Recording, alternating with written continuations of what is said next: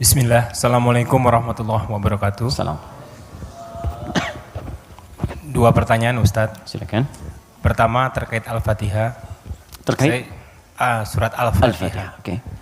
Saya ingin bertanya asbabul nuzulnya, kapan diturunkan, bagaimana ceritanya, itu yang pertama. Ya. Yang kedua, di padang mahsyar nanti.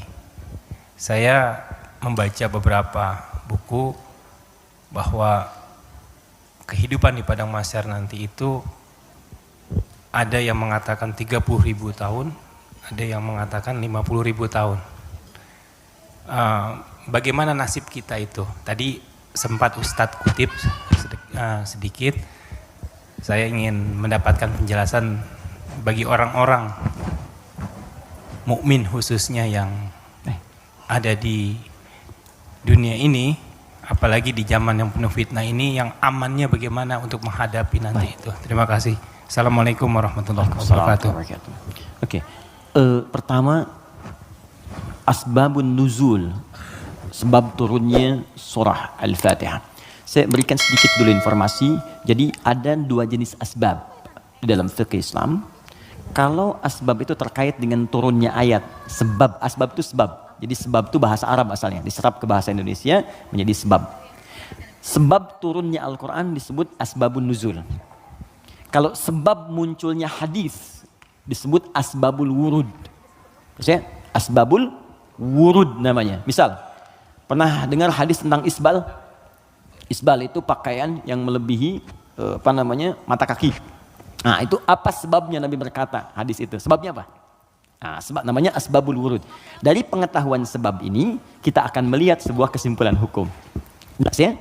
Baik, sekarang apa sebab turunnya Al-Fatihah? Penting diketahui tidak semua surah dan ayat dalam Al-Quran memiliki sebab asbabun nuzul, sebab turun. Bisa jadi itu sekedar perintah untuk ditunaikan secara langsung. Bisa jadi itu bacaan-bacaan praktek dalam ibadah ketika ibadahnya diperintahkan. Bisa jadi ada sebab turun ketika ada pertanyaan tertentu untuk menyelesaikan sebuah kasus. Al-Fatihah masuk pada bagian yang tidak ada asbabun nuzulnya, tapi menyertai perintah ketika diturunkan. Apa perintahnya? Salat. Diperintah salat ketika diturunkan, Nabi diperintahkan setahun sebelum hijrah, usianya 52 tahun. Jadi usia 53 tahun, beliau hijrah kemudian ke kota Yathrib yang kelak menjadi Al-Madinah Al-Munawwarah. 13 tahun berdakwah di kota Mekah, setelah usia 40 tahun diangkat menjadi Rasul, turunnya surah Al-Alaq. Setelah itu kemudian 12 tahun sebelum hijrah turunlah perintah salat. Saat perintah salat itu diturunkan, mesti ada bacaan yang dibacakan. Maka turunlah kemudian Al-Fatihah di situ. Saat turun di situ, kalimatnya Alhamdulillahi Rabbil Alamin, Ar-Rahmanir Rahim, Maliki Yawmiddin, Iyyaka na'budu wa iyyaka nasta'in, Ihdinas siratal mustaqim, siratal ladzina an'amta 'alaihim ghairil maghdubi 'alaihim waladdallin. Kemudian setelah turun digunakan dalam salat. Saat hijrah ke Yathrib yang kelak jadi Al-Madinah Al-Munawwarah, tiba-tiba si kecil namanya Abdullah. Anak laki-lakinya Abbas, paman Nabi. Beda 3 tahun usianya dengan Nabi. Abbas, anak laki-laki Ibnun. Maka sering disingkat Ibnu Abbas. Ibnu Abbas nama aslinya Abdullah. Ingat teman-teman, saya berikan rumus sedikit ya. Kalau Anda belajar hadis, menemukan kalimat Ibnu Omar, Ibnu Abbas, itu nama aslinya rata-rata Abdullah. Kenapa dihapuskan nama anaknya dan disebut kemudian nasab ke bapaknya untuk memberikan inspirasi kepada orang tua di masa datang bahwa begini cara mendidik anak seperti Nabi mengajarkannya. Jadi kalau anak itu kemudian beramal, orang tua dapat pahalanya. Ya, teman-teman kenal Ibu Umar bin Khattab? Bagus. Oke, baik. Belum ditulis sudah kelihatan kenal Umar bin Khattab, luar biasa. Hari ini spesial. Gak apa-apa mas, saya selesaikan. Datang sendiri, ngajar sendiri, nulis sendiri, ngapus sendiri. Jamaah tinggal nanya, lihat masuk surga, enak banget. Masya Allah, surga Firdaus lagi. Udah nggak apa, udah selesai. Ya. Mudah-mudahan antum ke surga juga ya. Insya Allah. Bercanda ya, mudah-mudahan nyata. Oke, fokus. Di sini. Fokus baik-baik. Yuk, Tadi kita katakan Abdullah misalnya, Ibnun itu anak laki-laki, nggak pakai kepala, gini, Ibnun. Disingkat jadi bin. Bin itu anak laki-laki. Ya, dibuang ininya jadi bin, dipindahkan harakatnya ke sini. Jadi asalnya begini, Ibnun. Kasrah itu sesuatu yang pecah, kecil. Bunyinya lembut, gitu.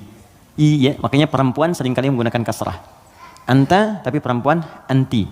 Ka, perempuan ki. Jazakallah khair. Semoga Allah berikan kepada anda pahala. Ka itu untuk laki-laki. Jazakillah khair itu untuk perempuan. Awas ya, akhwat, penting itu diketahui. Karena saya pernah mengajar pakai batik, pakai peci. Setelah selesai, Ustaz terima kasih memberikan pengajaran. Jazakillah khair gitu ya. Saya masih pakai peci itu. Ya nggak apa-apa lah gitu. Oke. Nah, ibnatun perempuan. Ibnatun anak perempuan. Ini boleh kita hapuskan. Kalau kita hapus ini, yang depan ini, begini, ini dihapus, maka harokat ini pindah ke setelahnya. Geser. Ini ke sini jadi bi, ini ke sini jadi en, bin. Yes? Ini kita hapus, pindah harokat ini ke sini, di bi, ini ke sini geser. Bint.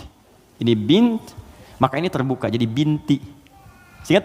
Aisyah binti Abu Bakar. Binti itu maksudnya anak perempuan. Makanya ada Isa bin Maryam. Loh kok bin Maryam? Betul, Isa anak laki-lakinya Maryam. Karena Maryam nggak punya anak perempuan. Jelas ya? Nah di ilmu hadis, kalau ada ayah bisa mendidik anak dengan baik, maka nanti sebagai penghargaan bagi orang tuanya, nama anaknya akan dihilangkan, tidak disebutkan, cukup binnya saja nama ayah disebutkan. Umar punya anak namanya Abdullah. Ketika Umar didik dengan baik, saya ini kan pejuang. Saya ini bersama Nabi, saya harus punya anak yang jadi ahli fikih supaya meneruskan perjuangan saya. Bapaknya cukupkan di mana-mana Nabi, anaknya nanti meneruskan ilmunya Nabi. Maka didik oleh Umar. Kalau anda ke Madinah, ini Raudhah, ini masjid yang pertama awal-awal, sekarang karpetnya hijau semua. Kemudian di sini pintu Babus Salam, di sini makam Nabi, di sini mimbar. Ini pintu Baqi, di sini Bab Jibril, pintu 46. Bab Jibril. Nah, di sini ke Awali, di sini ada Baqi, di sini rumah istrinya Nabi semua. Di depan pintu Jibril, Bab Jibril. Ya, jadi kalau ada Sayyidah Aisyah, kemudian Sayyidah Zainab binti Jahsy, Saudah binti Zam'ah, semua istri Nabi tinggalnya di sini, depan ini persis. Kemudian di sini, ini ada Abu Ayyub Al-Ansari, Umar bikin rumah di sini. Bikin satu kamar untuk anaknya Abdullah, dihadapkan langsung ke tempat Nabi. Untuk belajar dari Nabi sebelum datang ke majlis ilmunya. Jadi kalau yang lain nunggu di majlis ilmunya Nabi, kalau anak Umar diajarkan oleh bapaknya sebelum Nabi bahkan ke majlis ilmu, sejak keluar dari rumahnya itu bisa melihat bagaimana Nabi jalan, bagaimana Nabi nengok. Makanya anaknya Umar banyak meriwayatkan hadis dari sejak kecil, meriwayatkan 2.800 hadis. Anaknya Umar. Siapa yang punya wasilahnya? Bapaknya. Untuk menghargai bapaknya ini, Abdullahnya dihilangkan di sini, maka disebut nama bapaknya Ibnu Umar. Seakan pesan kepada orang tua di masa datang, kalau kita ingin mendapatkan kebaikan dari Allah, maka didik anak kita dengan baik, kelak orang tuanya pun akan dikenang. Setiap hadisnya kita bahas satu, bapaknya ikut mendapatkan pahalanya. Itu poinnya. Ya. Nah, tadi Al-Fatihah itu tidak ada asbabun nuzulnya. Kemudian ketika sampai di Madinah, Ibnu Abbas, anaknya Abbas, ini persis sama juga. Abbas itu pengusaha, teman-teman. Pengusaha besar. Sebelumnya terjebak dengan riba. Dibebaskan oleh Nabi. Tinggalkan riba, kata Nabi, dibebaskan. Dan dahsyatnya ketika ribanya ditinggalkan, awal-awal kan turun tuh. Setelah itu naik 2 kali lipat dari sebelumnya. Ribanya hilang, omsetnya naik 2 kali lipat. Nah, beliau sadar saya ini sibuk. Tapi di balik kesibukannya, bayangkan loh, paman Nabi, kerabat Nabi, muslim, mukmin bersama Nabi di surga, sibuk berbisnis, tapi masih punya waktu untuk datang ke majlis Nabi. Setiap akhir pekan datang ke majlis Nabi ke Sufah. Belajar. Karena itu ketika Nabi wafat, Abbas ini sudah mendapatkan 200 hadis. Bayangkan pebisnis hafal hadis 200, itu kan luar biasa.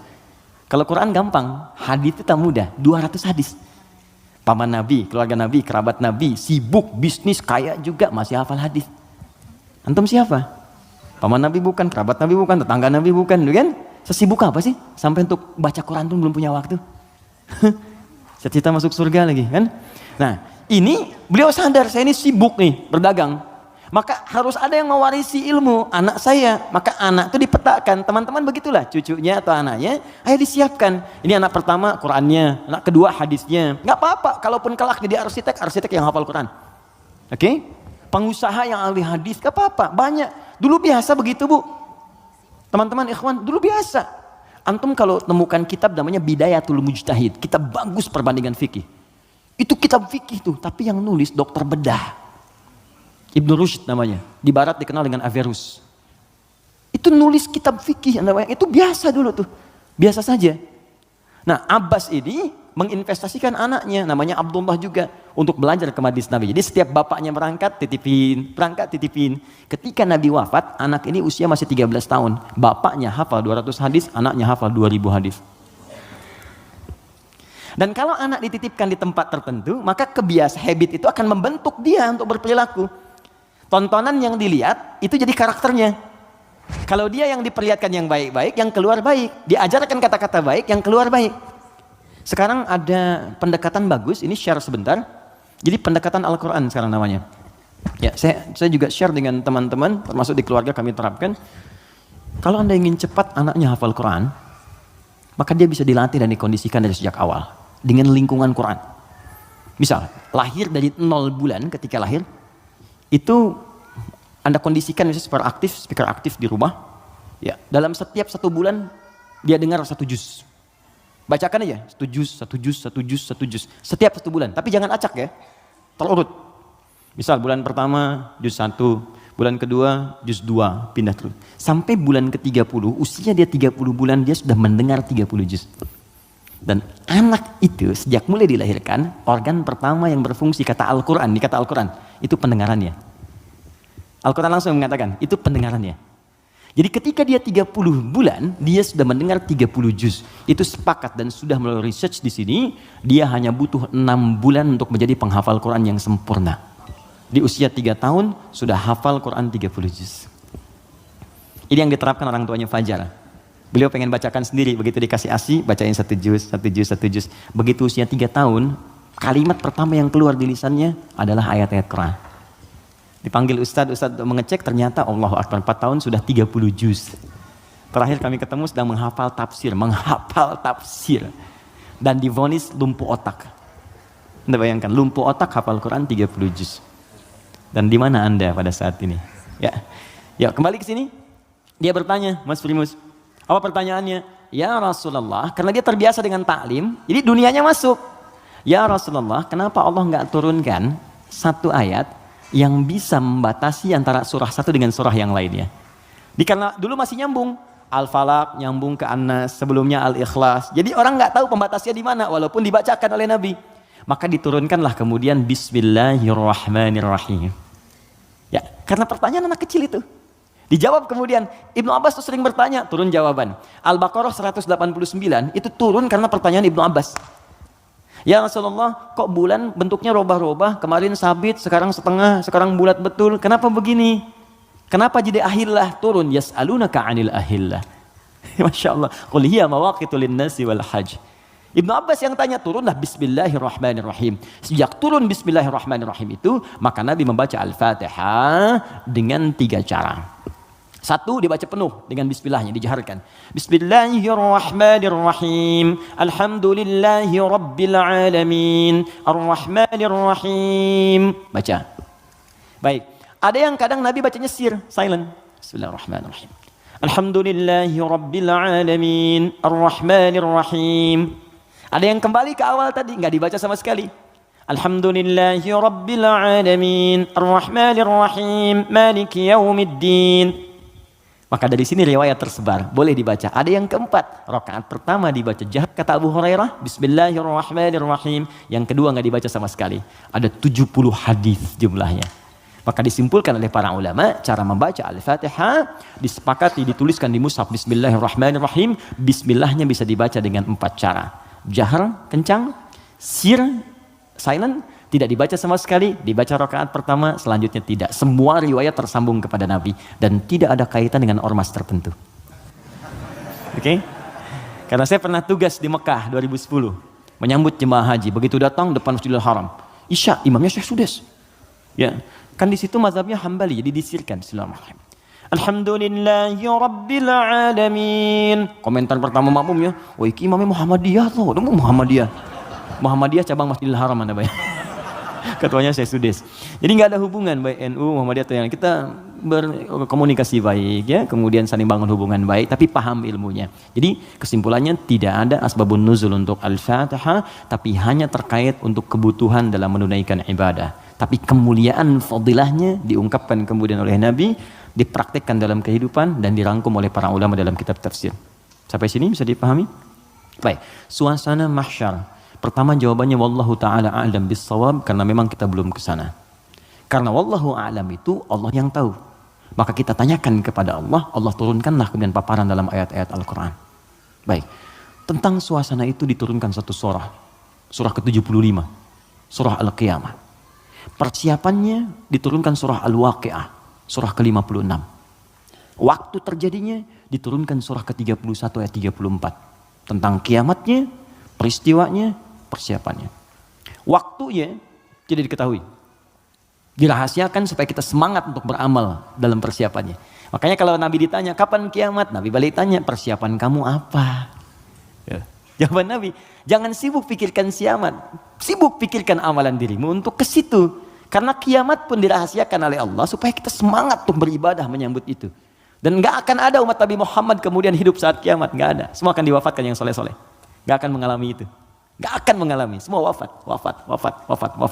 Maka turun Quran surah ke-31 ayat 34. Innallaha indahu ilmus sa'ah. Sungguh hanya milik Allah pengetahuan tentang waktu tepatnya terjadi kiamat. Sa'ah. Tuh, diksi Al-Quran tuh indah sekali. Kiamat tuh kan di Quran banyak. Malik yaumuddin kiamat. La uqsimu bil yaumil qiyamah yaumul qiyamah. Yaumul ba'ts, hari kebangkitan. Tapi ketika menunjuk waktu pakai sa'ah. Innallaha indahu ilmus sa'ah. Sa'ah itu kalau sekarang jam. Di jam itu ada menitnya? Ada. Ada detiknya? Ada. Bahkan sampai ke menit detiknya hanya Allah yang tahu. Di sini ada 5 hak prerogatif Allah. 5 yang tidak diketahui oleh siapapun, bahkan even itu malaikat. Makanya di hadis Muslim nomor hadis ke-8, malaikat bertanya pada Nabi, mata sa'ah, kapan terjadi kiamat? Kata Nabi, mal mas'ulu anha bi'a'lama minas sa'il. Yang ditanya tidak lebih tahu daripada yang bertanya. Anda kan yang dekat dengan Allah, Anda yang tahu. Nah ini ingin menegaskan, bahkan saya pun malaikat yang paling dekat dengan Allah nggak tahu kapan terjadinya. Apalagi dukun yang kemudian tiba-tiba ada di bumi. Ya, ahli langit pun nggak tahu masa ahli bumi kemudian tiba-tiba bisa menerawang. Ya, makanya kalau ada yang mengatakan kiamat akan terjadi tanggal sekian, bulan sekian, tahun sekian, udah abaikan aja. Ya, itu paling gampang, sudah jauhi. Saya di Garut dulu tahun 99, itu menjelang tanggal 9, bulan 9, tahun 99, tersebar isu akan terjadi kiamat. Sebagian ada yang sepi tuh, sepi di pasar Garut tuh, Tarogong sepi apa. Saya bilang kenapa nggak pada beraktivitas, isu kiamat menyebar. Tiba-tiba nggak terjadi, diundur katanya ke tahun 2012. Terjadi pengunduran kiamat, Anda bayangkan. Jadi itu poinnya. Jadi kalau waktu, jangan ditanya kapan terjadi. Yang penting untuk diketahui adalah persiapan kita apa. Dan paling dahsyat adalah jika terjadi perbuatan-perbuatan yang dengan perbuatan itu justru tanda-tanda kemudian kiamat itu semakin menuju dekat. Tapi dekat dalam pandangan Allah dengan kita berbeda. 1 hari bagi Allah hitungannya hari, bagi kita kan 1000 tahun. Ya kan? Bagi Allah dekat nih. Iqtarabatis sa'atu wa ansyaqqal qamar. Bulan telah terbelah, kiamat semakin dekat. Kiamat semakin dekat itu bukan saat Bang Deddy bikin sinetron. 15 abad yang lalu itu turun ayat, kiamat sudah dekat. Itu kalimat Quran. Kiamat sudah dekat 15 abad yang lalu. Cuman sudah 15 abad belum kejadian. Karena bagi Allah tuh gampang, tinggal 10 hari lagi, tinggal 7 hari lagi. Cuman sehari itu kan ribuan tahun. Jelas ya? Maka jangan dipikirkan waktunya. Tapi Nabi kemudian ditanya oleh malaikat, ma amaratuha, apa tanda-tandanya? Ya, idza talidal amatu rabbataha, jika sudah budak melahirkan tuannya. Wa antaral khufatal arata, ya, jika seorang budak melahirkan tuannya. Jika engkau melihat seorang penggembala bertelanjang kaki, telanjang dada, kemudian berlomba-lomba meninggikan bangunan. Ya, budak melahirkan tuannya, itu ada yang menyebutkan suasana sudah mulai terbalik. Halal dianggap haram, haram dianggap halal. Yang benar jadi salah, yang salah jadi benar, yang benar dibikin disertasi, dibikin tulisan ilmiah, ya tiba-tiba dikalahkan oleh yang salah, gitu kan? Yang salah kemudian menyebar, jadi dianggap biasa. Jika sudah maksiat tingkat yang tinggi dianggap biasa, bukan yang rendah. Zina itu min sab'il mubiqat, 7 yang menyebabkan kehancuran, dosanya besar. Zina itu seperti pembunuhan, dosa besar. Makanya kalau ada yang menghalalkan dosa besar dianggap murtad, keluar dari Islam, dan dia harus bertaubat. Makanya kita dorong dengan doa, diarahkan lagi, kan? Mungkin karena ketidaktahuannya, kan? Itu cara berpikirnya demikian. Saya tidak mengajarkan mencela, saya menjauhi itu. Ya, kita ajarkan dengan perasaan baik, kita doakan, kita ajarin lagi sepanjang dia masih hidup. Jadi kalau ada teman-teman yang diajak oleh orang lain terpengaruhi, kita sepanjang kita hidup supaya kita saat ditanya oleh Allah, ringan jawaban kita itu aja. Ya, apa pernah ada Nabi mengharapkan umatnya ke neraka? Tidak. Lantas kenapa Anda memvonis dia sebagai ahli neraka? Alih-alih kita vonis, kenapa nggak kita doakan? Allah itu maha kasih, bukan hanya maha menghukum. Rahmat Allah lebih luas daripada hukumannya. Kenapa sekarang banyak sifat hukuman ditampilkan, kasih sayangnya dihilangkan? Yalah, doakan. Share kebaikan, doakan saudari kita, doakan saudara kita, ajak kepada yang baik. Kalau ada berbuat maksiat, sampaikan. Bukan cuma kamu aja yang pernah bermaksiat. Yang lebih buruk daripada kamu pernah ada dan dia tobat. Masa orang jahiliyah tobat, kamu yang bukan jahiliyah nggak tobat? Nggak keren ah. Gitu. Bagaimana kalau wafat dalam keadaan maksiat? Apa kamu rela ibumu yang sudah mengandungmu melihat anaknya berbuat seperti ini? Kalau kamu kira-kira punya anak, mau nggak kira-kira anak kamu berbuat seperti ini? Seperti itu aja. Jadi ketika ada seorang minta izin untuk berzina, boleh nggak saya berzina ya Rasulullah? Ya, kata Nabi, bagaimana kalau kemudian ibumu berbuat seperti itu? Bagaimana kalau ibumu dizinai? Bapakmu dizinai?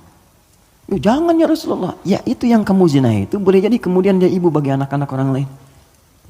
Jadi, seperti itu cara berpikirnya. Jadi kalau kita selalu mengangkat orang untuk mengarahkan pada kebaikan, maka dakwah ini akan semakin luas diterima dalam kemuliaan dan beban kita pun akan berkurang. Ada saatnya hitam putih itu mesti muncul dalam perkara tauhid. Tauhid itu nggak ada abu-abu, hitam putih. Allah Tuhan, yang lain bukan. Selesai. Tapi fikih itu fleksibel untuk memberikan kemudahan. Sholat nggak bisa berdiri, duduk. Nggak bisa duduk, berbaring. Berbaring sulit, bergerak. Bergerak sulit, berkedip kan? Berkedip sulit, disolatkan. Semua ada turunannya. Ya, selesai sampai tuntas. Oke? Jadi waktu tidak ada yang tahu. Suasana disampaikan supaya kita merasakan dahsyatnya itu. Turun surah Al-Qiyamah. La uqsimu biyaumil qiyamah. Quran surah 75. Wa la uqsimu bin nafsil lawwamah. Kata Allah, saya bersumpah kiamat pasti terjadi. Dan saya bersumpah pada saat itu banyak yang menyesal dan mencela dirinya. Lawwamah itu pencela. Mencela, aduh kenapa saya nggak begini, nyesel saya begini. Sama kayak Anda misalnya punya masalah dengan pasangan, Anda marah-marah sama istri. Setelah itu Anda menyesal, ya kenapa saya mesti marah sih? Toh jelaskan, duduk dengan tenang juga bisa, kenapa saya marah ya, saya menyesal ya Allah. Tapi biasanya pertama setan akan menghambat kita untuk berbicara dulu, ditahan, jadi diam-diaman gitu. Itu begitu tuh caranya. Itu di Quran ada. Dan solusinya juga ada. Dan ada penyesalan setelah itu. Sama ke anak juga begitu. Anak berbuat salah terus kita marah ya. Kamu ini kemarin nggak ngerti mama ya. Tapi setelah itu ya Allah kok saya marah sih. Ya, kok saya marah sih gitu kan. Nah itu lawamah namanya. Mencela diri pada sesuatu yang tidak seharusnya terjadi. Hari kiamat lebih banyak lagi. Kenapa dulu saya nggak sholat? Kenapa dulu saya nggak beriman? Kenapa dulu saya begini? Itu kiamat. Dan itu sudah bukan ranah kita lagi. Kata Allah, kalian yang beriman wafat dulu supaya nggak melihat hiruk pikuk orang. Udah. Biarkan mereka sibuk menyesali dengan apa yang telah mereka kerjakan. Karena kamu dakwahi, nggak mau beriman juga. Diberikan 5 kali sehari petunjuk dari bangun tidur sampai tidur lagi. Nih Allah nih, syahadatlah. Ayo sholat, ayo beramal. Ini Allah nih, Allahu Akbar. Bahasa Arabnya. Ya, asyhadu an la ilaha illallah. Kan 5 kali kan? Dari bangun tidur sampai tidur lagi. Sepanjang hidup loh, setiap hari. Kurang apa lagi? Kurang apa lagi? Dan lafaz ini, kenapa disebut adzan? Apa artinya adzan? Panggilan. Apa artinya panggilan? Adzan. Saya memanggil kamu kemarin, saya mengadzani kamu kemarin. Tidak. Adzan itu panggilan, tapi bukan sekedar panggilan. Adzan itu seakar juga dengan kata uzun, jamaknya adzan, artinya telinga. Kenapa lafaz ini disebut dengan adzan? Karena Allah menjamin lafaz ini satu-satunya lafaz di muka bumi yang terus akan didengar oleh orang yang masih punya pendengaran di telinganya. 24 jam tidak berhenti. Makanya waktu adzan itu bisa berbeda di setiap tempat. Coba lihat, di sini adzan, nanti setelah saya Bintaro adzan, Tanah Kusir adzan, kan? Jakarta adzan, ke Bekasi adzan, sebelumnya ke Bandung, terus 24 jam. Itu Mesir selesai adzan, Libya adzan, Libya selesai Tunis adzan, Tunis adzan, Maroko adzan. Demikian terus 24 jam diperdengarkan supaya kita nggak punya alasan lagi di hadapan Allah Subhanahu wa taala. Makanya orang-orang yang nggak mau beriman sampai dengan kiamat dalam persepsi kita umat Islam, nanti yang beriman diwafatkan dulu supaya kamu nggak capek lagi melihat hiruk pikuk mereka. Kamu istirahat aja nanti sampai saat hisab selesai. Jadi begitu kiamat terjadi, kacau semuanya. Yang sedang disebutkan di surat Abasa itu, ya, bagaimana seorang yang mengandung tiba-tiba bisa keguguran. Ya yauma yafirul mar'u min akhi wa ummihi wa abi wa fasilatihi tuwi, ya, wa man fil ardi jami'a. Semua orang enggak akan ingat, Pak. Kata Al-Qur'an saking dahsyat, jangankan gini ya, maaf. Gempa terjadi. Apa Anda masih bisa ingat dengan teman-teman ini? Demi Allah saya katakan, gempa goyang dikit udah keluar, lari semua. Masing-masing menyelamatkan dirinya. Dalam bahasa Arab, sekali gempa disebut zilzal. Kalau digoyang, idza zulzilatil ardu. Sekali. Ya, sekali. Kalimatnya sekali. Zulzilatil ardu, itu artinya goncangannya menghancurkan yang atas, hancur semua ke bawah. Jelas? Tapi kalau disebutkan 2 kali, kalimat keduanya bentuknya bisa verb, kata kerja, atau juga noun, bisa kata benda. Bisa fi'il, awas, bisa isim, kata kerja atau kata benda. Fokus. Kalau kata kerja diulang 2 kali. Idza zulzilatil ardu zulzilat. Kalau kata benda untuk menunjukkan suasana hancur semua bendanya pakai kata benda zilzal. Idza zulzilatil ardu zilzalaha. Kalau disebutkan 2 kali, itu bukan yang atas hancur ke bawah, tapi yang di bawah naik semua ke atas. Push. Kata Allah, kalau semua orang sudah nggak peduli dan menganggap biasa, gempa-gempa dengan skala-skala tinggi yang menghancurkan yang atas hancur ke bawah, sudah nggak peduli dianggap biasa. Udah jadi berita aja, gempa Ambon sekian, gempa Palu sekian, gempa Aceh sekian, gempa. Sudah biasa, nanti saya akan datangkan gempa yang tidak biasa, yang membuat semua orang baru merasakan apa yang terjadi. Saya naikkan semua yang dibawa ke atas. Wa akhrajatil ardu athqalaha. Baru orang berkata, wa qalal insanu malah. Ini ada apa ya? Ada apa ya? Anda ini dikasih gempa biasa aja, yang biasa, itu semua keluar, lari. Bursa efek keluar, yang di pegawai ini keluar, pekerjaan kantor keluar semua karena ketakutan. Nanti mau lari kemana? Karena yang di bawah ini diangkat ke atas semua. Puh. Saat itu kita sudah nggak ada. Karena orang beriman oleh Allah tuh diistirahatkan. Istirahat dulu aja, biar hancur semua dulu. Baru dibangunkan lagi, muncul lagi. Itu di surah Qiyamah. Al-Qiyamah, suasananya di Abasa ada. Terus cara berbekalnya, bukalah kemudian surah Al-Waqi'ah. Makanya sering kita diminta baca Al-Waqi'ah. Kan berurut tuh, 55, 56, 57 kan? 55 apa? Ar-Rahman, kan? Nah, jangan dibaca saat pernikahan aja. Ya. Saat lamaran baca Ar-Rahman. Sekarang tuh keren, tapi saya senang bagus-bagus sekarang pakai Al-Quran. Ya. Sampai ada seorang kiai kedatangan 3 orang ya untuk melamar putrinya, cantik, bagus, soleha. 3 orang datang melamar, pertanyaan pertama Quran. Anda siapa namanya? Saya Anas Pak. Bagus, baca surat Anas. Anas. Ya bagus. Yang kedua siapa namanya? Saya Torik Pak. Ya, baca At-Torik. Baca, bagus. Ya. Yang kedua belum disuruh udah pucat tuh. Adik siapa namanya? Saya Imran Pak. Tapi dia pintar. Tapi panggilan sehari-hari Kulhu Pak. Ya Allah, udah sini. Oke, jelas ya Mas Bim ya? Oke, jadi baca surat Al-Waqi'ah untuk berbekal. Wa ashabul yamini wa ashabul yamin. Yang pegang tangan di tangan kanannya saat kiamat itu enak banget, tinggal menikmati surganya. Ada yang pertamanya sabiqun as-sabiqun, yang duluan masuk surga. Tapi mereka golongan sedikit. Jangan diratapi ya sedikit saya nggak masuk. Bukan, masuklah ke dalam golongan sedikit itu. Nanti ditafsir di ayat lain, bagaimana cara masuk ke dalam golongan itu? Ditafsir di An-Nisa, Quran surah keempat ayat 69, paling kanan pertengahan. Wa may yuti'illaha wa rasul, siapa yang mau taat kepada Allah dan Rasulnya, faulaika ma'al ladzina an'amallahu 'alaihim, maka mereka akan disertakan dengan golongan sedikit. 4 golongan saja. Minan nabiyyina, dengan semua nabi. Jadi ada orang yang tinggal di surga sekomplek dengan semua nabi. Dari Nabi Adam sampai Nabi Muhammad SAW. Enak tuh. Kamu tinggal di mana, akhi? Surga biasa. Tangganya siapa? Ya, depan saya Nabi Ibrahim. Masya Allah. Belakang saya Nabi Musa. Samping kiri saya tuh ganteng-ganteng Nabi. Dulu kan ente nonton ganteng-ganteng serigala. Ini ganteng-ganteng Nabi. Nabi Yusuf. Kanan saya Nabi Muhammad SAW. Nah, itu yang bisa menyatu dengan itu 3 golongan. Ya, siapa dia? Siddiqina wasyuhada'i wassalihin. Siddiqin itu orang jujur. Yang dimaksud jujur di sini adalah jujur mempraktekkan bimbingan Quran dimanapun dia berada. Anda misalnya aktif di dewan, kata Quran jujur, praktekkan jujur, benar, jaga kebenaran, tawadhu, sabar, praktekkan semuanya. Sampai gak apa-apa, capek itu wajar. Capek itu emang dunia untuk capek. Dunia itu tidur aja capek. Sementara aja. Nanti kalau sudah selesai, tenang kita. Dunia ini capek, sedang tidur dibangunin capek. Nanti kalau sudah selesai, gak akan bisa dibangunin lagi. Benar? Memang tempatnya capek, baru tidur, bangun lagi. Ntar kalau udah tugas kita selesai, beres, tinggal nunggu aja akhirnya begitu selesai. Wah enak, gak akan bangun lagi. Kalau udah selesai, dibangunin juga percuma, gak akan bangun. Nah udah istirahat, waktunya tiba. Nggak apa-apa, capek dulu aja. Ada waktunya kita tinggal menenun dan mendapatkan apa yang kita telah tenun selama ini. Tenun di dunia dan panen saat kita kembali kepada Allah. Makanya orang-orang baik itu saat meninggal itu ditampakkan pahalanya.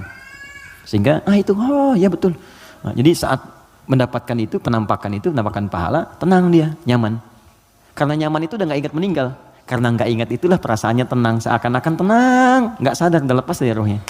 Itu ada di Quran, di surah ke 89 ya, di 89 di ayat ke-27 sampai 30. Al-Fajr. Ya ayyatuhan nafsul mutmainnah, irji'i ila rabbika radiyatan mardiyah. Hei jiwa yang sedang tenang ya tenang aja, tenang ngelihat pahalanya. Banyak ya Allah, alhamdulillah. Lagi tenang-tenang begini tiba-tiba diambil ya nyawanya. Selesai. Irji'i ila rabbika radiyatan mardiyah. Cepat pulang ke sini kepada Rabbmu. Aku ridho dengan amalmu, engkau pun akan ridho dengan pemberianku. Fadkhuli fi ibadi, engkau masuk dalam golongan hambaku terbatas. Wadkhuli jannati, aku siapkan surga untukmu dari sekarang. Semoga kita diberikan bagiannya insyaallah. Assalamualaikum Ustaz, Assalamualaikum warahmatullahi wabarakatuh. Bagaimana caranya untuk mempunyai self control yang baik? Saya merasa saya selalu mendapatkan apa yang saya mau, tapi ada satu kendala sehingga saya tidak bisa mendapatkan hal tersebut. Bagaimana supaya saya bisa mengendalikan ego saya? Baik, ada dua caranya. Pertama, Al-Quran menganjurkan untuk merenungkan setiap tindakan yang kita lakukan, akibatnya akan seperti apa. Merenungkan akibat dari sebuah tindakan disebut tadabbur namanya. Dari dabara, sesuatu yang di belakang, tadabbur. Jadi kalau mau berbuat, difikirkan dulu. Ya. Makanya ada kisos di Islam. Kisos itu diturunkan sebetulnya untuk merenungkan. Sebelum berbuat, rasakan hal yang sama saat Anda kemudian mendapati itu.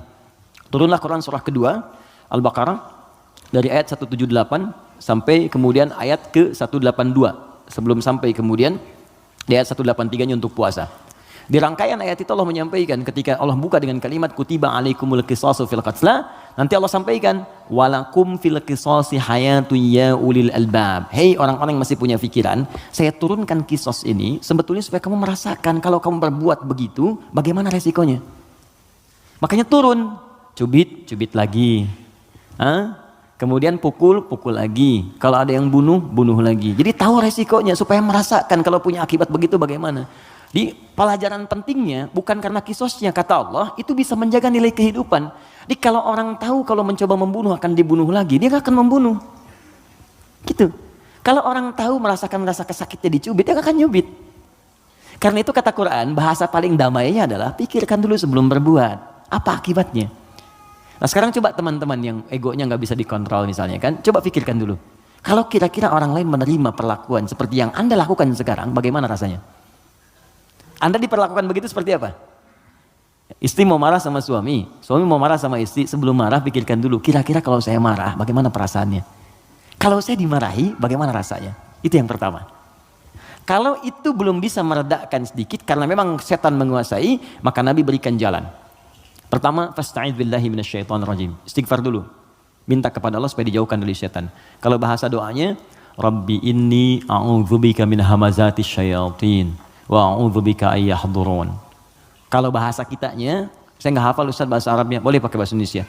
Ya Allah, mohon lindungi aku dari pengaruh setan sekarang ya Allah. Jangan sampai dia hadir menguasai jiwaku.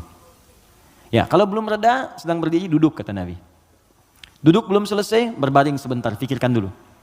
Belum tenang, wudu, karena api hanya bisa dipadamkan dengan air. Pelan-pelan. Yang terakhir, kalau belum mempan juga, perhatikan bahasanya, indah sekali. Bagaimana kalau sangat Anda sedang tidak bisa mengontrol ego itu, lalu Anda berbuat maksiat, Anda wafat. Itu aja. Itu rumus di Quran surah ke-67 ayat yang kedua. Walladzi khalaqal mauta wal hayata liyabluwakum ayyukum ahsanu amala. Dialah Allah yang menciptakan kehidupan dan kematian supaya menguji yang masih hidup, supaya banyak berbuat baik. Artinya kalau sedang berbuat maksiat, pengertian terbaliknya, coba pikirkan Anda akan wafat. Apa enggak enak dicatat di catatan malaikat maut kan? Ya, begitu dicatat meninggal dalam keadaan marah-marah. Enggak enak banget. Terus dibuka lagi di hari kiamat semua orang lihat. Kan enggak enak. Ke pengajian tiap pekan, ngaji, sholat, azan lagi, meninggal dalam keadaan marah-marah gitu. Kan enggak enak banget dibuka semuanya. Makanya bertobat dari sekarang, sensor. Ya, teman-teman kan ada adegan yang enggak baik kan disensor. Ya kan? Dubbing, suara yang kurang jelas dubbing. Ya, sekarang itu kata-kata maksiat kita sensor dari sekarang mumpung belum meninggal. Supaya filmnya enggak dibuka di hari kiamat. Ya, saat hisab kan dibuka semua. May ya'mal mithqala dzarratin khairan yarah wa may ya'mal mithqala dzarratin syarran yarah. Yang sedikit pun baik akan ditampakkan, yang jelek akan diperlihatkan. Maka yang buruk-buruk kita hilangkan dari sekarang. Wallahu taala a'lam bissawab. Saya ingin bertanya, saya ingin jawab. Jika saya datang sholat berjamaah telat. Ustadz, jika saya datang sholat berjamaah telat, pertanyaan saya, kenapa Anda telat? Orang lain bisa tepat, Anda telat, kenapa? Ayo ya, kita coba sesuaikan. Saat imam sudah mulai bacaan sholat, oke? Satu, ada 3 pertanyaan. Bila imam akan segera ruku, apakah saya boleh baca doa iftitah dulu, lanjut Al-Fatihah? Gini, ruku itu saya pernah jelaskan, itu seakar dengan kata rakaat. Berasal dari kata ruku. Artinya kalau imam sudah mendapatkan ruku ya, Allahu Akbar ruku. Lalu Anda ikut ruku. Nah kalau Anda sudah ikut ruku itu artinya Anda dapat 1 rakaat. Paham ya? Dapat 1 rakaat. Nah sekarang persoalannya adalah ketika imamnya masih berdiri, terus tahu akan ruku dari bacaan jahar kelihatannya. Ya, walam yakul lahu kufuwan ahad. Mau ruku nih, Anda datang takbir. Allahu Akbar. Apa yang harus saya lakukan Ustaz? Kalau masih sempat baca Al-Fatihah 3 ayat saja. Bismillah, Alhamdulillah, Ar-Rahmanir-Rahim. Langsung ke Al-Fatihah. Lewati iftitahnya. Langsung. Bismillahirrahmanirrahim. Alhamdulillah Rabbil Alamin. Ar-Rahmanir-Rahim. Langsung takbir lagi kemudian ruku. Ikuti imam. Itu sah. Kenapa? Karena ukuran surah dalam Al-Quran yang paling pendek itu 3 ayat. Al-Kautsar. Inna a'tainakal kautsar. Fasholli rabbika inna syani'aka huwal abtar. Mengambil ukuran terpendek. Jadi kalau kita bacakan 3 ayat di Al-Fatihah ini sudah cukup langsung ruku. Tapi kalau imamnya ruku, Anda datang, maka itu sudah selesai. Maka Anda langsung takbir, Allahu Akbar, langsung ruku. Contoh, boleh? Depan. Bismillah. Silakan di sini menghadap ke sebelah sini saja ya, biar netral sedikit. Ke sebelah sana. Ruku, Mas Dimas, mohon izin. Ini ruku ya. Saat ruku ini, mohon izin, boleh? Ya, antum bukan yang belakang. Bismillah. Jangan begini, sedang ruku. Imam, maju sedikit Mas. Mohon izin luruskan ya dengan meja ke sini. Nah ini datang terlambat misalnya kan? Mas Buk, kenapa terlambat? Yang lain kan bisa pas gitu, Anda harus terlambat. Jangan diulang lagi ya. Nggak baik seperti itu ya. Sini. Oke, ini sudah ruku, fokus, ini datang. Maka cukup takbir, Allahu Akbar. Oke, langsung ruku. Allahu Akbar. Ikut ruku. Ya, dan nggak usah baca Al-Fatihah lagi, langsung ruku. Baik, cukup. Mohon izin, maaf. Nah, ini dalilnya ini hadis Nabi sallallahu alaihi wasallam, "Innama ju'ilal imamu liyutamma bihi." Sungguh imam dijadikan untuk diikuti, faqira'atul imam qira'atul ma'mum. Kalau Anda nggak bisa menjangkau bacaan imam karena imam sudah masuk ke rakaatnya berikutnya, ruku, maka bacaan imam sudah mewakili makmumnya. Jelas? Tapi jangan sengaja menunggu imam ruku. Belum ruku, masih panjang, tenang aja. Minum, begitu ruku. Allahu Akbar. Lumayan. Nah, ini nggak tepat. Ya, silakan. Syukran. Makasih. Mohon maaf ya. Paham ya? Nah, ini bagian pertama. Jadi itu 1, oke, 2. Atau saya langsung baca Al-Fatihah dan mengikuti imam ruku, sudah selesai saya jawab. Bila saya baca Al-Fatihah menyebabkan saya tertinggal ruku, apakah saya tidak usah membaca dan langsung mengikuti imam ruku? Bila seperti itu, apakah saya harus menambah rakaat di akhir karena saya baca Al-Fatihah? Karena ada yang bilang kalau berjamaah Al-Fatihah ditanggung imam. Oke, saya sudah jelaskan semua ya. Ya, pertanyaannya sudah selesai, sudah saya jelaskan keseluruhannya. Ada yang lain? Baik. Assalamualaikum Ustaz. Waalaikumsalam warahmatullahi wabarakatuh. Ini belum saya baca. Jika kita berobat ke tempat semacam Pak Haji, mungkin Anda, bukan kita. Saya tidak ikut. Oke. Jika Anda berobat ke tempat semacam Pak Haji yang orang sebut, lalu Anda dikasih obatnya, air minum, yang doakan, apakah itu masuk syirik atau bagaimana Ustaz? Mohon pencerahannya Ustaz. Tergantung.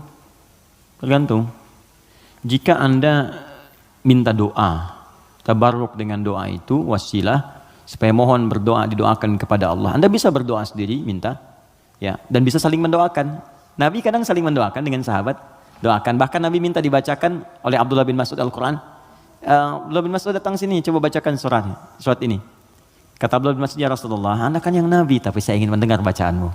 Sesama sahabat saling mendoakan, biasa saling ketemu, doakan, itu biasa. Dan boleh, adabnya boleh. Anda ketemu ulama minta doa. Dulu kami begitu, bertemu ulama minta doa, Syekh doakan kami, doakan kami. Sekarang agak beda, orang ketemu Ustaz minta foto. Ketemu ulama minta selfie deh. Lengkapilah dengan doa yang ditempatkan di hati itu doanya. Ya, doanya minta doa kebaikan. Nah, boleh Anda silahkan kalau datang. Itu dalilnya diantaranya Quran surah ke-5 tadi ayat 35. Ya ayyuhalladzina amanu taqullaha wabtaghu ilaihil wasilah. Hai orang-orang beriman, tingkatkan takwamu kepada Allah dan cari wasilah untuk mendekat kepada Allah. Apa diantaranya? Kisah yang paling tepat untuk menjawab ini adalah tentang Al-Fatihah itu.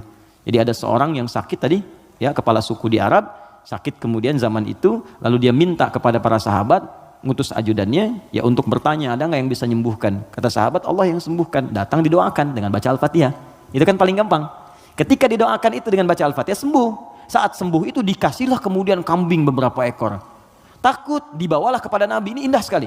Dilaporkan kepada Nabi karena takut kambing itu gratifikasi. Tuh. Ini bagus sekali. Jadi takut nih, saya takut salah nih, dibawa ke Nabi. Nabi, tadi ada orang sakit. Terus minta bantuan, saya ingat ajaran Anda, baca Al-Fatihah, saya bacakan. Habis itu dikasih kambing begini. Nabi langsung senyum, ketawa, tabassama dhahikan. Gitu kan? Kurang lebih. Kata Nabi, tahu dari mana engkau Al-Fatihah bisa punya manfaat seperti itu?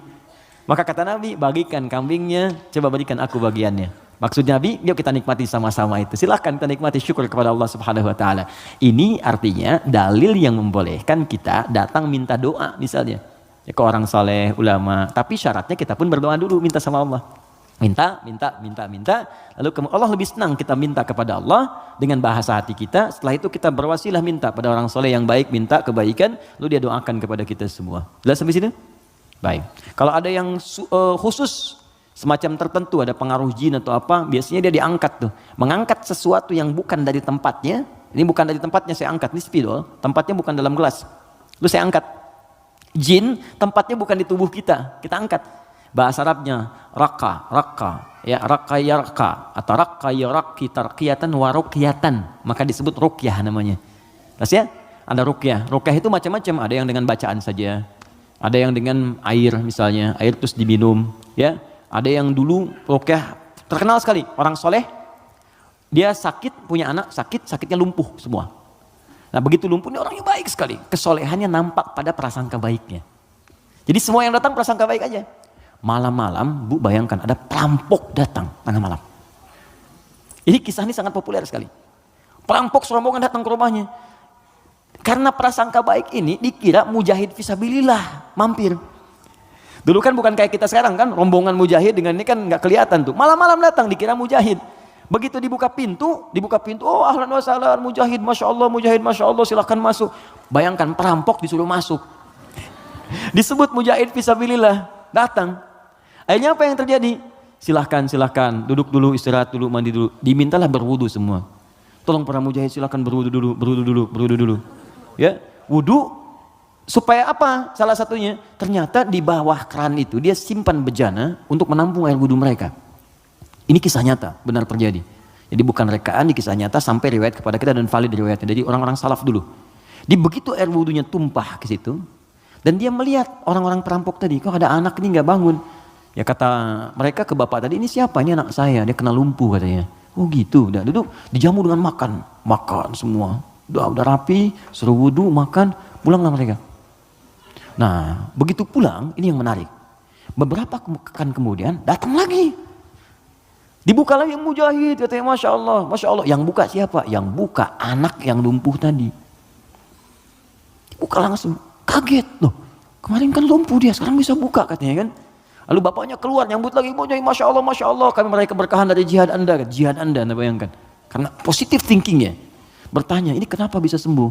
Air wudhu, masih ingat gak air wudhu yang pernah engkau pakai itu dalam wudhu itu? Saya mandikan kepada anak saya, dengan izin Allah sembuh dia. Perhatikan ketika seorang berprasangka baik kepada Allah Subhanahu wa Ta'ala akan berubah segalanya. Lalu perampok tadi kemudian terjatuh semuanya, nangis tersungkur, sujud di hadapan Allah Subhanahu wa Ta'ala. Nangis tobat di situ. Sebetulnya kami bukan mujahid, kami perampok katanya. Dan sebagainya. Tobat. Jadi bayangkan hanya dengan wasilah anak yang lumpuh dalam keadaan tadi dia menjadi mulia seluruhnya. Ya. Tapi ingat Syekh Hashim Muhammad Hashim bin Asy'ari Hadratus Syekh, pendiri Nahdlatul Ulama. Beliau mendirikan NU tanggal 31 Januari ya 1926. Itu beliau dirikan NU, punya kitab, 19 kitab. Di kitab kedua namanya Risalah Ahlus Sunnah wal Jamaah. Di halaman yang ke-12 paling kiri sebelah bawah. Ya, itu beliau sampaikan begini. Hati-hati. Wa minhum al-abahiyuna, hati-hati ada aliran yang menyimpang di tanah Jawa. Itu diungkapkan di tahun 1333 Hijrah. Sekarang 1431. Sudah berapa tahun? Ya kurang lebih 100 tahun lah ya.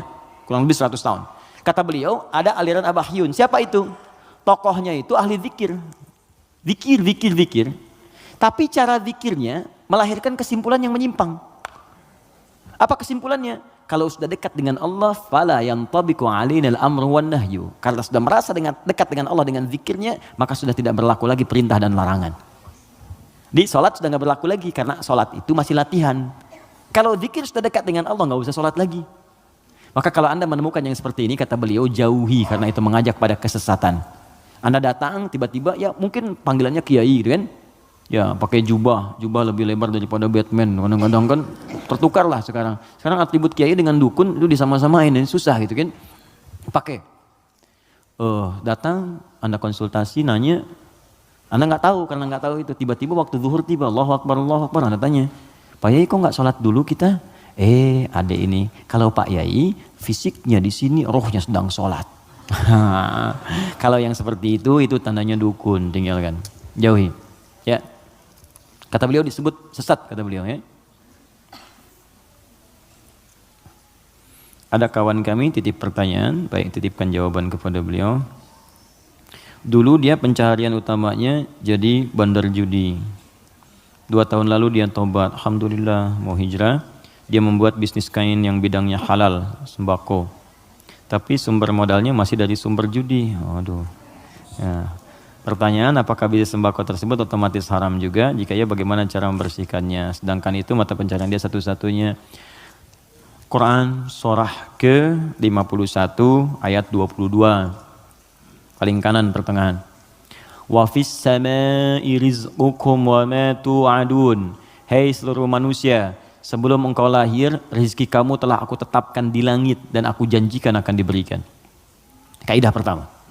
Dikata Allah, rezeki kita itu udah teratur, nggak akan tertukar. Nggak akan tertukar. Ada putri yang tertukar, ada menteri yang ditukar, tidak ada rezeki yang tertukar. Rezeki nggak ada yang tertukar. Jadi ini pun memberikan pesan kepada kita, jangan pernah mencuri. Jangan pernah mencuri karena buang-buang energi. Ya mohon maaf, nggak akan pernah rezeki kita diambil orang, pasti balik. Pasti balik. Hanya ada rezeki orang dititipkan pada kita, itu ada. Ada. Ini rezeki saya bukan minuman ini? Bukan. Rezeki saya itu kalau sudah masuk ke dalam kerongkongan saya. Mungkin ini rezeki orang, cuman di atas namakan saya saat ini ada di sini. Kalau saya nggak minum, kan yang minum orang lain. Bisa Mas Dimas, bisa yang lain dan sebagainya, gitu kan? Oke, jadi yang pertama, jangan pernah kita berpikir untuk berbuat curang demi mendapatkan rezeki. Karena dengan yang baik pun akan dapat. Kalau Anda bisa mendapat dengan cara yang halal, kenapa mencari dengan cara yang haram? Paham ya? Makanya Allah batasi kita, jangan cari yang haram, rugi nanti kamu. Ya sudah, harus dikembalikan lagi kepada yang berhak. Setelah itu menderita juga. Coba bayangkan, bukankah kalau ada orang yang korupsi, ketahuan, ditangkap dia, dikembalikan lagi kemudian apa yang dia dapatkan? Karena TPPU, ya tindak pidana pencucian uang diambil semua kan? Itu saking sayangnya Allah, jangan menyebar rezeki yang haram, ambil semua. Bahkan yang telah diinvestasikan pun tarik lagi. Kenapa? Karena ini bersumber dari yang haram. Kalau yang haram berproses terus dipakai lagi kepada yang lain, maka haram akan menyebar keharamannya. Maka yang pertama, jangan takut kehilangan rezeki. Jangan takut, karena semua akan diberikan sesuai dengan janji Allah. Nah, bagaimana cara kita mendapatnya? Turunlah Quran surah ke-2 Al-Baqarah ayat 168, paling kanan sebelah bawah. Ya ayyuhan nasu, hai semua manusia, kulu mimma fil ardi halalan thayyibah. Hei semua manusia, kalau ingin dapat rezeki maka kerja. Cari makan. Allah cuma minta bergerak aja, kerja. Kalau ada keluar dari diri kita untuk bekerja, bergerak aja, rezeki turun. Silakan kreatif, sekarang banyak kreativitas. Ada yang dengan peluit, 2.000, makasih Pak. 5.000, makasih Om. 10.000, makasih Bos. Tuh, dia jadi bos Anda tuh. Itu aja, sehari dapat berapa gitu. Ya. Jadi kalau bergerak sedikit aja, bergerak tuh dapat. Tapi ingat kata Allah, halalan thayyiba. Ambil dengan cara yang halal. Nanti yang halal itu, kalau Anda dapatkan, thayyiba, cari yang dibutuhkan. Ini yang kedua, ini yang sering banyak salah. Di banyak orang mendapat dengan cara yang halal, tapi thayyibat yang dipraktikkan. Thayyiba itu artinya keluarkan ya rizki yang kita dapatkan itu, kemudian beli yang kita butuhkan, yang bermanfaat untuk kita.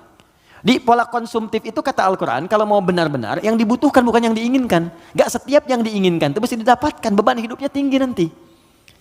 Ya ini, kalau haus butuh apa? Minum, jadi minuman yang ada kan kita bisa minum. Jadi kadang karena orang selalu menginginkan yang tidak ada, jadi berat tantangannya. Karena rumus fisika juga begitu. F1 sama dengan F2, gaya gerak sama dengan gaya dorong. Apa yang kita dapatkan itu yang keluar. 5.000 cukup untuk beli teh manis. Kan 20.000 buah naga, kan? Nah tapi ingat, kalau Anda punya 5.000, tapi pengen yang 20.000, maka rumusnya berubah jadi hukum Pascal. F berbanding lurus dengan P. Gaya berbanding lurus dengan tekanan. Semakin banyak gaya, semakin tertekan hidupnya. Poinnya. Kalau gaya Anda begitu ya susah hidupnya. Makanya Quran katakan gaya itu disesuaikan dengan pendapatan. Apa yang didapatkan? Cari yang dibutuhkan. Gak semua yang pengen mesti dibeli. Nasi goreng Kebon Sirih yuk jam 11. Anda tinggal misalnya di Bekasi pengen ke nasi goreng Kebon Sirih. Paksain padahal yang keliling banyak gitu kan. Kejar sampai ke sana macet-macetan. Nikmati aja, entah kita nikmati di sana. Nyampe sana tutup. Gak dapat apa-apa. Paham ya?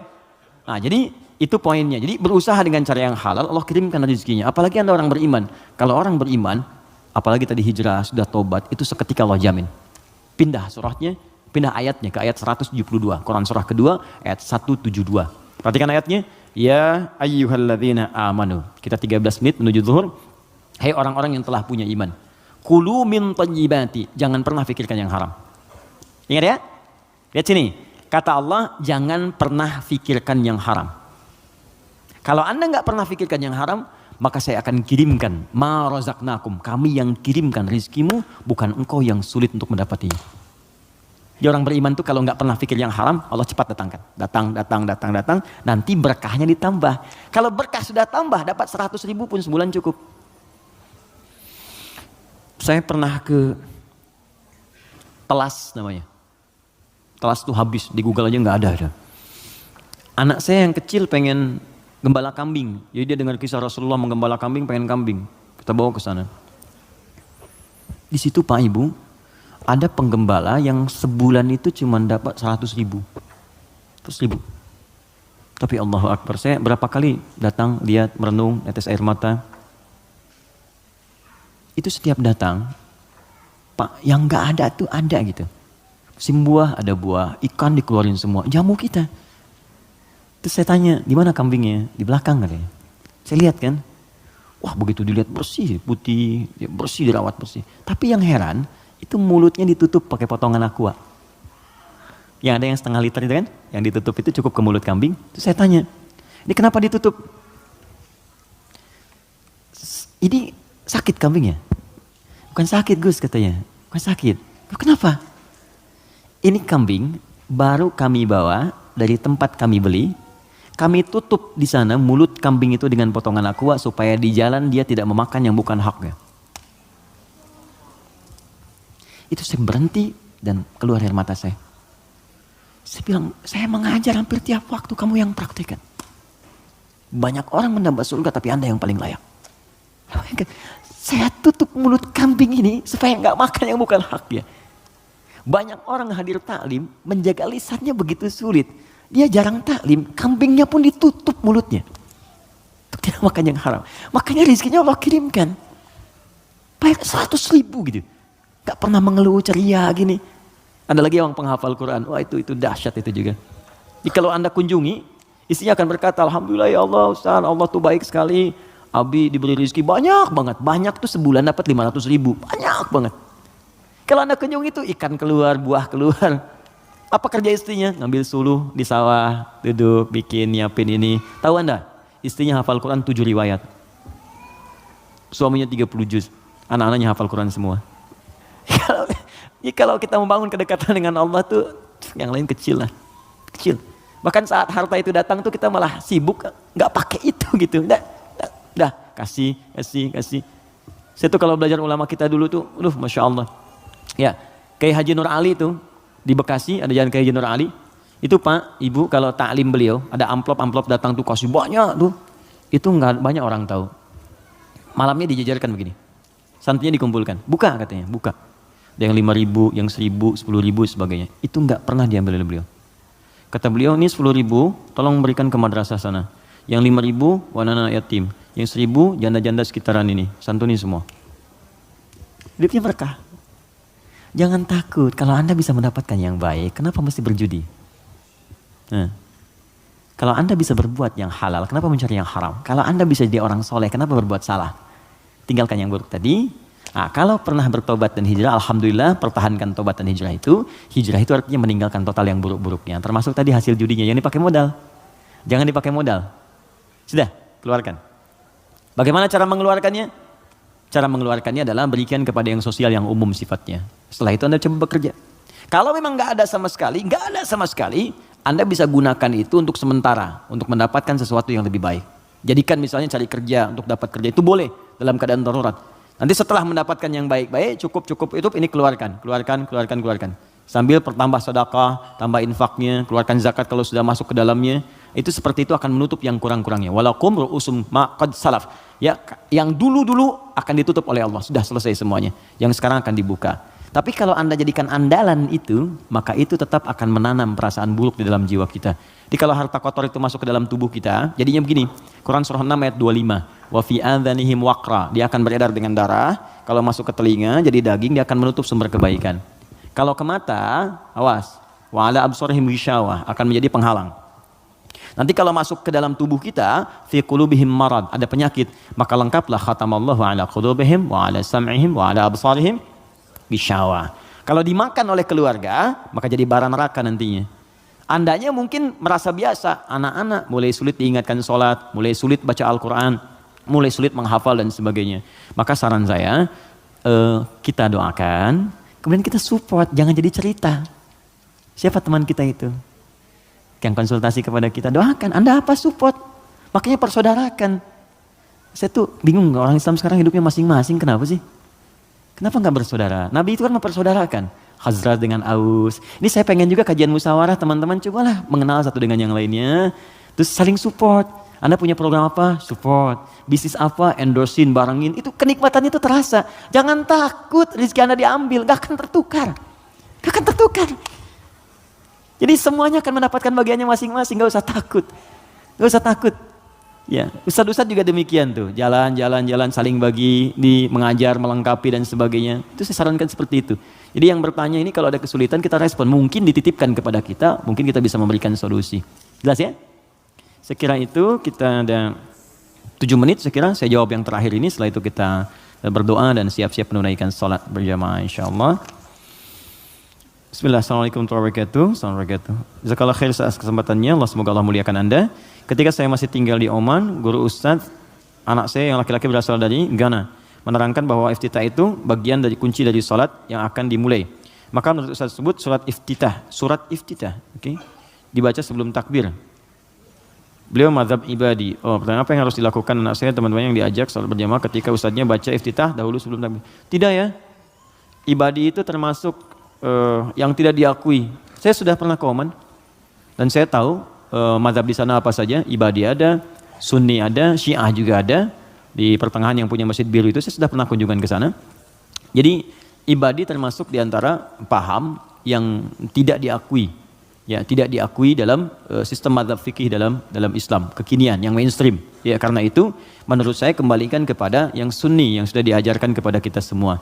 Nah, sumbernya bukan karena ibadi, Sunni atau yang lain, sumbernya itu petunjuk dari Nabi. Hadisnya bagaimana? Ayatnya bagaimana?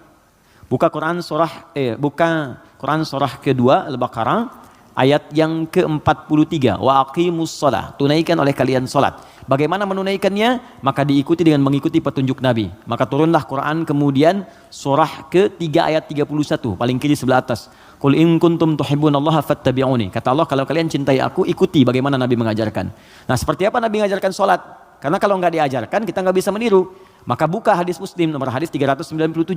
Buka Al-Bukhari nomor hadis 711. Dari kisah siapa? Sahabat Abu Hurairah. Siapa yang menunjukkan? Khalid bin Rafi' Az-Zuraiqi. Bagaimana bunyinya dari Nabi? Bunyinya kurang lebih begini. Ya, idza qumta ilas shalah, kalau kamu pengen sempurna salatnya asbighul wudu, sempurnakan wudu. Wudu sempurna. Wudu dulu. Tsumastaqbilil qiblah, menghadap ke arah kiblat. Menghadap ke kiblat. Fakabbir, kemudian bertakbir. Setelah takbir diajarkan baca iftitah. Ada 9 jenis doanya. Ada yang pendek, ada. A'udzubillahi samil alim minasyaitonir rajim, ada. Ada misalnya yang gabungan, ada. Ada yang agak panjang. Allahumma ba'id baini wa baina khataayaya, ada. Ada yang Allahu akbar kabira, alhamdulillahi katsira, subhanallahi bukratan wa asila. Ini satu doa. Satu doa. Kalau Anda bacakan lagi, wajjahtu, itu doa-doa digabungkan jadi satu. Ya. Ada 9 jenis doa iftitah itu, panjang sekali. Yang panjang, pendek. Kenapa ada pendek, menengah, panjang? Supaya sesuai kondisi.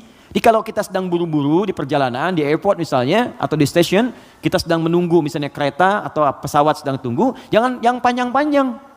Yang sedang aja yang pendek. Allahu akbar kabira, alhamdulillahi katsira, subhanallahi bukratan wa asila. Langsung Al-Fatihah. Kan? Atau kita bacakan a'udzubillahi samil alim minasyaitonir rajim. Dah, langsung Al-Fatihah. Ya, pendek sekali. Pendek sekali. Ya, jadi begitu kita kemudian bacakan, masuklah Al-Fatihah. Tsumaqra Fatihatul Kitab, kemudian baca Al-Fatihah. Tsumaqra ma tayassara minal Qur'an, kemudian bacakan apa yang paling ringan yang bisa kita bacakan. Surat pilih setelah Al-Fatihah. Tsumma falyarkas, setelah itu kemudian kamu ruku. Ya, hatta tatma'inna raki'an. Jangan dulu kamu bangun sampai kamu tenang rukunya. Semuanya lengkap. Dijelaskan dari awal, dari wudu sampai salam selesai. Dan tidak pernah dijelaskan oleh Nabi baca iftitah sebelum takbir. Ya, iftitah. Itu tempatnya setelah bertakbir. Takbir baru iftitah. Adapun Anda ingin baca bismillah sebelum takbir, boleh. Mengambil hadis umum. Apa hadis umumnya? Kullu amrin dzibalin la yubda'u fi bismillahirrahmanirrahim fa huwa abtar. Setiap perbuatan baik yang tidak dimulai dengan bismillah maka terputus nilai pahalanya. Ustadz, tapi kan Nabi nggak contohkan. Tahu dari mana? Nabi nggak contohkan. Itu bukan nggak dicontohkan, saking jelasnya nggak usah dicontohin lagi. Paham? Pernah Anda lihat Nabi makan apel pakai baca bismillah? Pernah Anda lihat Nabi baca pakai pakaian baca bismillah? Tidak ada hadis contohnya. Tapi kalimat umumnya ada. Untuk makan baca bismillah, makan apa saja. Gak usah dirinci. Jadi semua perbuatan baik itu dalilnya. Jelas ya? Tapi sholatnya dibuka dengan takbir. Baru dimulai hukum sholat itu saat dibuka dengan takbir. Ditutup kemudian dengan salam. Kalau digoda setan, ta'awudz ada. Fasta'idz billahi minasyaitonir rajim. Makanya ada orang sebelum sholat baca ta'awudz. Ada yang baca an-nas. Karena dia berdoa minta supaya setan dijauhkan dari pengaruhnya saat sholat. Paham di sini? Baik ya, saya kira seperti itu yang kami terangkan. Semoga ada manfaatnya. Kalau apa yang saya sampaikan ada benarnya, itu hanya titipan saja dari Allah untuk diamalkan. Tapi kalau salah, berarti memang mutlak dari kekurangan ilmu yang Allah titipkan kepada saya. Anda bisa share kembali dengan ustadz-ustadz yang lain, belajar dengan mereka, dan dapatkan nilai-nilai kebaikan yang kiranya bisa menambah wawasan kita semua. Pesan saya, jangan saling mencela, jangan saling merendahkan, belajar yang baik, saling tolong-menolong dalam kebaikan, bersahabat yang baik. Mungkin itu yang bisa memberikan hidayah dalam hidup kita.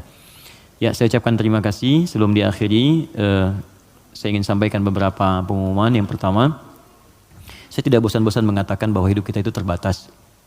Suatu saat pasti pulang. Sekali-kali sebelum tidur, coba rasakan mungkin tidur saya yang terakhir. Lihatlah ke cermin, pantaskah jadi ahli surga? Kalau sudah paham dengan itu, maka segera perbaiki diri. Kalau punya titipan di rumah, ada istri, ada suami, ada anak-anak, maka coba pikirkan, masa iya antum ke surga anak-anak tertinggal? Maka berubahlah dengan baik.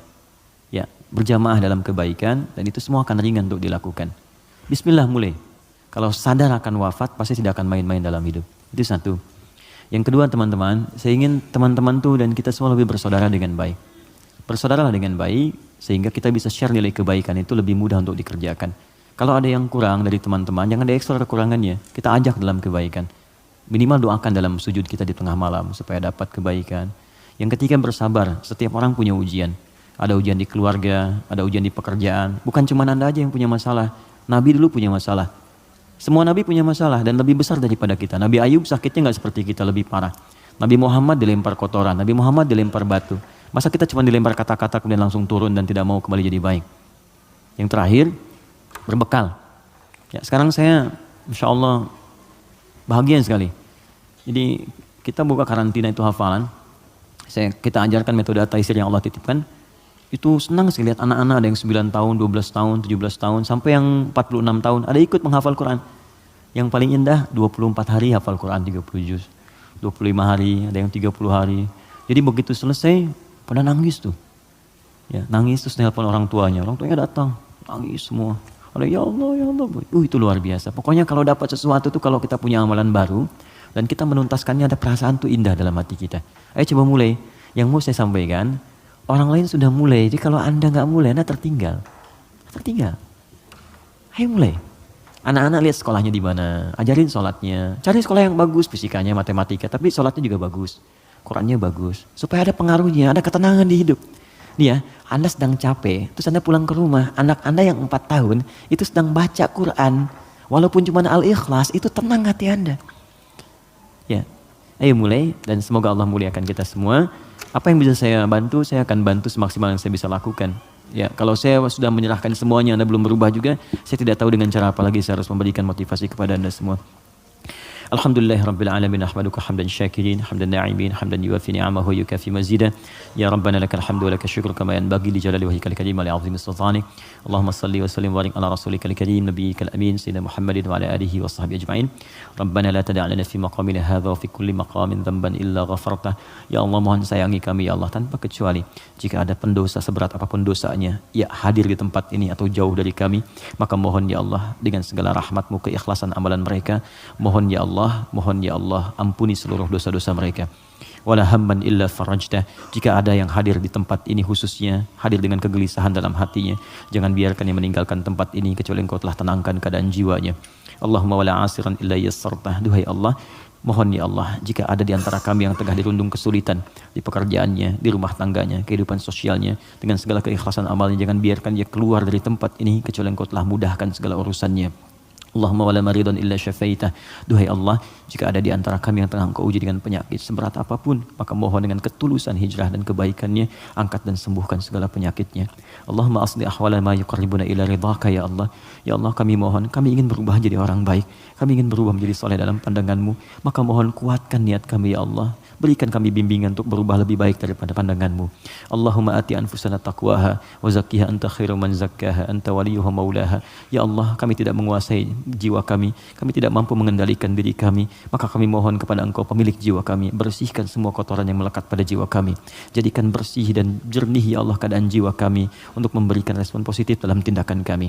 Allahumma idza kana hadzal yaum ya Allah min baqiyati ayyamina faj'al baqiyata ayyamina ya Allah hayatan thayyibah. Duhai Allah, jika memang masih terbentang luas kesempatan untuk hidup, beraktivitas bagi kami dari mulai saat ini, maka mohon jadikan sisa hidup kami lebih baik daripada sebelumnya. Wa idza kana hadzal yaum ya Allah min akhir hayatina faj'al akhir hayatina husnal khatimah. Ya Allah, kami mohon jika pun memang hari ini adalah hari terakhir kami hidup di muka bumi ini, di dunia ini, kami mohon ya Allah, wafatkan kami dalam keadaan husnul khatimah. Wafatkan kami dalam keadaan husnul khatimah. Tawaffana muslimin ya arhamar rahimin wa qawwi lisanana kalimat tauhid la ilaha illallah. Ya Allah, kami ingin wafat dalam keadaan muslim, dan kami ingin saat wafat nanti ya Allah dalam sakaratul maut untuk mudah mengucapkan kalimat la ilaha illallah Muhammad Rasulullah. Ya Allah, mohon terima amalan kami, terima sakaratul maut kami dalam keadaan yang tenang dengan kalimat-Mu ya ayyatuhan nafsul mutmainnah irji'i ila rabbika radiyatan mardiyah fadkhuli fi ibadi wadkhuli jannati. Allahumma ya Allah auladana, ya Allah anak-anak kami ya arhamar rahimin, anak-anak kami ya Allah, berikan bimbingan kepada mereka agar dapat memberikan mahkota kepada kami di akhirat nanti, agar amalan mereka memberikan syafaat kepada kami dengan izin-Mu ya arhamar rahimin. Jauhkan mereka dari pengaruh buruk di lingkungan mereka ya Allah. Jika kami wafat dan mereka masih hidup, maka mohon lindungi mereka ya Allah. Perhatikan mereka ya Allah. Mereka yang Kau titipkan kepada kami, jangan jadikan beban kami ya Allah di hari kiamat nanti saat menghadap kepadamu. Allahumma alhiqna bis salihin wa alladhina an'amta alaihim minan nabiyyin was-siddiqin wasyuhada'i was-salihin wa hasuna ulaika rafiqa. Ya Allah, kami mohon di akhirat nanti pertemukan kami dengan Rasulullah sallallahu alaihi wasallam, para nabi, orang-orang saleh, orang-orang jujur, para syuhada. Allahumma akhi bainana ya arhamar rahimin. Ya Allah, persaudarakan kami yang hadir pada saat dalam kebaikan dan rahmat-Mu ya Allah. Jauhkan kami dari perpecahan ya arhamar rahimin. Jauhkan kami dari kehinaan ya Allah. Tenangkan kehidupan kami, rumah tangga kami. Jauhkan dari perbuatan yang dapat mengundang siksa dan murka-Mu ya rabbal alamin. Rabbana atina fid dunya hasanah fil akhirati hasanatan wa qina adzabannar. Allahumma waffiqna li na'mal ma ta'allamna ya Allah, berikan kami bimbingan untuk mengamalkan apa yang telah kami pelajari agar dapat mendapatkan ridha dan rahmat-Mu. Bi fadlika subhana rabbika rabbil izzati amma yasifun wa salamun alal mursalin. Subhanakallahumma wa bihamdika asyhadu an la ilaha illa anta astaghfiruka wa atubu ilaik. Wa akhiru da'wana alhamdulillahi rabbil alamin. Terima kasih untuk semuanya. Mohon maaf atas kekurangan yang mungkin didapati. Assalamualaikum warahmatullahi wabarakatuh.